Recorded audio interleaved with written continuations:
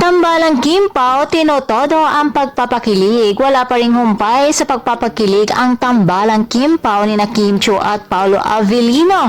Laging trending sa social media na X ang pinagbibidahan nila na What's Wrong with Secretary Kim. At sa latest episodes, super nakakakilig ang pag-amin ni si Kim kay Brandon na siya ang pinipili nito.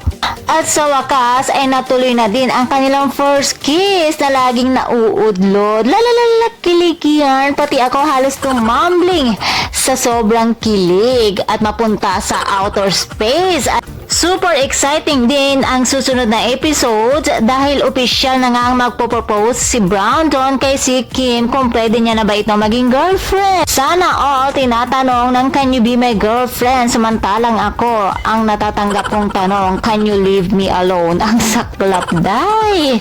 Kaya naman kaabang-abang ang bawat episode ng What's Wrong with Secretary Kim. Iba talaga ang hagupit ng bagyong Kim Pao. At bukod nga sa What's Wrong with Secretary Kim ay magpahanggang ngayon inaabangan pa din at pinag-uusapan sa social media ang pinagbibidahan din nila na top hit series na Linlang.